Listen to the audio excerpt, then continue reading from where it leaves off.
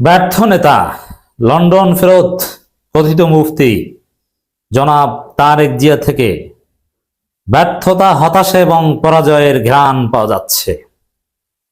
তারেক জিয়া দেওয়া কাজ হবে না। জিয়াউর রহমান, খালেদা জিয়া বাংলাদেশের মানুষকে আশ্বস্ত করে ক্ষমতায় এসেছিলেন। জিয়াউর রহমান অবশ্য এমনিতে এসেছিলেন, কিন্তু মানুষ তাদেরকে মেনে নিয়েছিল। খালেদা জিয়া আসতে পেরেছিলেন তার চমক দেখিয়ে, তার গুণাবলী দেখিয়ে, তার শ্রেষ্ঠত্ব দেখিয়ে, তার দেশপ্রেম দেখিয়ে, তার যোগ্যতা দেখিয়ে। কিন্তু তারেক রহমান পাচ্ছেন না। তারেক রহমানকে দিয়ে যে কাজ হবে না, জিয়াউর রহমান এবং খালেদা জিয়ার রক্ত যে তারেক জিয়ার ধমনীতে প্রবাহিত হচ্ছে না, সিলেটে তারেক জিয়ার ব্যর্থ জনসমাবেশের মাধ্যমে স্পষ্ট প্রমাণিত হয়েছে। দর্শক দেখেন, তারেক রহমান সিলেটে কি বক্তব্য দিয়েছে, কিভাবে কথা বলেছে, এমন আচরণ করেছে, এমন কথা বলেছে। ওভারঅল বিএনপি ও তারেক জিয়া নাটকীয়ভাবে কঠিন পরিস্থিতিতে পড়েছে, বেকায়দায় পড়েছে। মানে নির্বাচনী প্রচারণা তারেক জিয়া লেজে গোবরে মাখিয়ে ফেলেছে। চারদিকে তারেকের বিরুদ্ধে ভুয়া ভুয়া স্লোগান, তারেক জিয়ার বিরুদ্ধে নানান সমালোচনা। কারণ দেখেন, খালেদা জিয়ার জনসমাবেশে লোক হতো প্রচুর। খালেদা জিয়া যেখানেই যেতেন লোকে লোকারণ্য। আর তারেক জিয়া লন্ডন থেকে এসে সিলেট গেছে, লোক নাই। বিএনপির কোন প্রধানের ইতিহাসে এত কম নির্বাচনী জনসভায় লোক বিএনপির জন্ম থেকে এখন পর্যন্ত হয়নি। সিলেটে আজকে যেভাবে ফ্লপ হয়েছে, একটা ভুয়া সমাবেশ হয়েছে। এবারে কথা, বক্তব্যের যে ধরন, খালেদা জিয়া জিয়াউর রহমানের স্ট্যাটাসের সাথে যায় না। আওয়ামী মার্কা বক্তব্য দিয়েছেন তারেক রহমান। বোঝা যায় যে খালেদা জিয়া জিয়াউর রহমানের আদর্শ ধরে নয়, ভারতের আদর্শে, ভারতের প্রেসক্রিপশনে রয়ের লেখা কবিতা আবৃত্তি করছেন তারেক রহমান। খালেদা পুত্র জামাতের বিরুদ্ধে এভাবে কুৎসা রটনা করবে, এভাবে মিথ্যা অপবাদ দিবে, এটা অকল্পনীয় ছিল। কি হাবিজাবি যে জান্নাতের টিকিট বিক্রি করে এই ন্যারেটিভ নিয়ে এসেছে, অথচ জামাতের জনপ্রিয়তার সাথে এই জান্নাতের টিকিট বিক্রি কোনো সম্পর্ক নাই। জান্নাতের টিকিট বিক্রি এটা একটা ভুয়া কনসেপ্ট। এইটা তারেক রহমান নিজে বাজারে নিয়ে এসেছেন। বোঝা যায় তারেক রহমানের রুচি এবং তার লেভেল কত নিচে। জান্নাতের টিকিট বিক্রি করে জামাত, এরকম একটা থার্ড ক্লাস ভুয়া ন্যারেটিভ নিয়ে তিনি বক্তব্য দিলেন। মানে বোঝা যায় যে বাংলাদেশের রাজনীতি নিয়ে তার কোনো স্টাডি নেই। ওই যে মাহমুদুর রহমান যেটা বলেছে, আপনি জানেন না যে বাংলাদেশে কি ঘটেছে। যদি বাংলাদেশ সম্পর্কে জানতেন, তারেক রহমানের থেকে যদি সফলতার ঘ্রাণ পাওয়া যেত, তাহলে এই জান্নাতের টিকিটে হাবিজাবি বিষয় নিয়ে কথা বলতেন না। কথা বলতেন জামাতের পলিসির বিপরীতে আপনার পলিসি কি, জামাত পলিসি সামিটে কোন জায়গায় ভুল বলেছে, কোনটা অবাস্তব বলেছে, আপনি এটা নিয়ে বলতেন। আপনি আসছেন কোথাকার কি জান্নাতের টিকিট, এটা ভেগ কনসেপ্ট, একটা মানে ভুয়া একটা টপিক নিয়ে, যে টপিকের কোনো অস্তিত্বই নেই। বরং জান্নাতের টিকিট বিক্রি করে বিএনপি, এটা প্রমাণ আছে। তো দর্শক, আবার তারেক রহমান যেসব কথাবার্তা বলেছে, জামাতের লোকজন ভালো জবাব দিয়েছে তাদের পাল্টা সমাবেশে।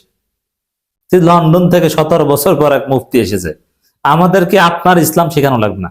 তারেক রহমানের মূল জায়গাটা দেখেন, তিনি নামাজ পড়েন, আবার মাজারেও যান, শিরক যত প্রকার আছে সব করেন। বিএনপি একটা শিরকি দল, এক শিরককারীদের দল। জিয়াউর রহমানের মাজারে যা করে এবং এই শাহজালালের মাজারে যে করেছে, আমি দায়িত্ব নিয়ে বলছি ওটা শিরকি। জিয়াউর রহমান নিজেই শিরকের সাথে জড়িত ছিলেন না। তো দর্শক, কি শিখেছেন? ওই শিরক বেদাত ছাড়া কি শিখেছেন? এখন কোনটা শিরক কোনটা বেদাত, এটা কি তারেক রহমানের মুখে মানায়? জনগণ কি তারেক রহমানের মুখ থেকে শিরক বেদাত শুনতে চায়? বা বললে এটার কোন লেজিটিমেসি আছে? আরে ভাই, বড় বড় হুজুররা বললে এটা মানুষ মানে না। ফয়জুল করিম বললেই বলে যে কোন জায়গা থেকে পাশ করেছে, আমির হামজা বললেও প্রশ্ন তুলে। আর আপনি কোথাকার কি লন্ডনে মুফতি, আপনি শিরক শেখান জনগণকে? এটার কোনো ভিত্তি আছে? ইসলামী দল না হয়ে ইসলামিক এইসব প্রশ্নে কথা বলা, এটা চূড়ান্ত পর্যায়ের ফাত্রামি ছাড়া আর কিছুই নয়। তারেক রহমান যে বক্তব্য দিয়েছেন, এটা স্রেফ ফাত্রামি মনে হয়েছে, ওটা কোনো স্টেটসম্যান সুলভ বক্তব্য নয়। এখন ভবিষ্যৎ প্রধানমন্ত্রী এই জান্নাতের টিকিট অমুক হাবিজাবি বিষয় নিয়ে কথা বলতে পারেন না। তারেক রহমানের রুচিবোধ কতটা নিচে নেমেছে, মানুষকে থামতে বলছে যে থামেন, স্লোগান থামেন। এখন স্লোগান থামাতে বিএনপি নেতারা পারে না, জামাতের লোকজন একটু ইশারা দিলেই থেমে যায়। দেখেছেন না শিবিরের সদস্য সম্মেলনে স্লোগান দিচ্ছে, শিবিরের সভাপতি জাহিদ জাস্ট একটু আঙ্গুল জাগিয়েছে, সব চুপ। এটা পার্থক্য বিএনপি জামাতের মধ্যে। তারেকের কথাও শুনে না, ঠিক আছে স্লোগান দিচ্ছেন দেন। এখন বলছে কি যে স্লোগান যদি না থামান তাহলে বুঝবো যে আপনারা অন্য কেউ, অন্য দলের কেউ। একজন বলছে যে গুপ্ত, বলছে হ্যাঁ গুপ্ত গুপ্ত। কোন লেভেলে নামলে এইসব ফালতু টপিক নিয়ে আলোচনা করতে পারে? নিজ দলের লোকজন সমাবেশে গেছে, তারেক রহমানের নামে স্লোগান দেয়, এদেরকে গুপ্ত বলে। মানে এটা তো একদম থার্ড ক্লাস নেতার বৈশিষ্ট্য, এটা কোনো স্মার্ট লোকের বৈশিষ্ট্য এইসব ফালতু টপিক নিয়ে আসা? মানে তারেক রহমান খেয়েই হারিয়ে ফেলেছেন, ব্যালেন্স হারিয়ে ফেলেছেন। কারণ তারেক রহমান দেখতে পাচ্ছেন বাংলাদেশে তার খাওয়া নেই, জনগণ তার সাথে নেই, বিএনপির দিন শেষ। একটা ফ্যামিলি কার্ড নিয়ে এসেছেন, ওই ফ্যামিলি কার্ড যে পুরো ভুয়া, ওটা জামাত প্রমাণ করে। আমিরে জামাত বলেছেন ওইসব ফ্যামিলি কার্ডটার দিয়ে কিছু হবে না, 2000 টাকা চলবে না। নাহিদ বলেছেন 2000 টাকা কার্ড দেওয়ার কথা বলে আপনারা তো ঘুষ নেবেন আর চান্দা নেবেন, ওই ফ্যামিলি কার্ড তো জনগণের কাছে পৌঁছাবে না। আগে তো চান্দাবাজি মুক্ত বাংলাদেশ করতে হবে। এটা কি তারেক রহমান? এটা আমার লজ্জা হয় যে বেগম খালেদা জি আমাদের মাথার তাজ, তার পুত্র এই ধরনের কথাবার্তা বলে। আবার বলছেন কি দিল্লি নয় পিন্ডি নয়, সবার আগে বাংলাদেশ। এটা আবার কি? এই যে পিন্ডি নয়, পিন্ডি আবার কি? পিন্ডি কোথায়? বাংলাদেশে পিন্ডি নিয়ে কোনো কথা আছে? আপনি কোথায় পেলেন? এটা থেকে বোঝা যায় যে ভারতের প্রেসক্রিপশনে বক্তব্য দিচ্ছেন তারেক রহমান। ইসলাম নিয়ে অ্যালার্জি, ইসলামের পক্ষের দাওয়াত নিয়ে অ্যালার্জি, একামতে দ্বীনের বিরুদ্ধে তারেক রহমান অ্যালার্জি, আল্লাহর জমিন আল্লাহর আইন কায়েমে অ্যালার্জি। এর আগে হুজুরদের মৌলবাদী বলেছে, দক্ষিণপন্থী বলেছে, মৌলবাদীদের উত্থানের বিরুদ্ধে বলেছে। এখন বাংলাদেশের রাজনীতিতে আপনি যদি ভারতের দালাল না হয়ে থাকেন তাহলে আপনি বলবেন যে দিল্লি নয় পিন্ডি মানে কি? এটা কোথায় পেয়েছেন? এটি হচ্ছে ভারত শিখিয়ে দিয়েছে যে ওদের নামটা বলে একটু ব্যালেন্স করো। ভারতের দালালি ঢাকার একটা স্লোগান হচ্ছে পিন্ডিকে অযাচিত ভাবে টেনে আনা। আরে ভাই, পাকিস্তান, পিন্ডি, ইসলামাবাদ এগুলো কোনো খাওয়া আছে বাংলাদেশে? ওরা নিজেরাই তো খাইতে পারেন, ওরা বাংলাদেশে এসে কি করবে? আপনি পিন্ডি নয় এটা কোথায় পেয়েছেন? এই যে পিন্ডি নয়, এর মানে ভারত আপনার বক্তব্য লিখে দিয়েছে, এটা স্পষ্ট বোঝা যায়।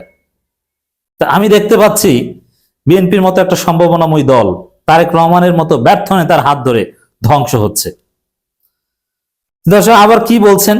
তা আমাদের ঠকাচ্ছে, নির্বাচনের পর কেমন ঠকাবে আপনারা বুঝেন। এবার সবকিছুর উপরে আল্লাহর অধিকার, মানে এই কথাগুলোর কোন তাসির আছে জনগণের উপর? জনগণ বুঝছে তারেক রহমান কি বুঝাতে চেয়েছেন। আবার এই কুফুরের বিরুদ্ধে, এই হটকারীদের বিরুদ্ধে, কুফুরি কি আমি চ্যালেঞ্জ দিয়ে বলছি, কুফর এবং শিরক কি? তারেক রহমানকে আমি 10 দিন সময় দিব, 10 দিন পড়াশোনা করে এসে পারলে আমার সামনে সংজ্ঞা দিবেন। আপনি পারবেন না, আপনার সেই যোগ্যতা নেই। আপনি ইন্টার পাস করেছেন কিন্তু আপনি ভালো ছাত্র ছিলেন না। আমি জানি আমাদের যে রেজাল্ট বা একাডেমিক এক্সিলেন্স এর ধারে কাছেও আপনি নেই, পারবেন না। তো দর্শক মায়া হয় যে তারেক জিয়ার হাত ধরে বিএনপি ধ্বংসের দিকে যাচ্ছে, আগামী নির্বাচনে একটা গোহারা হারবে।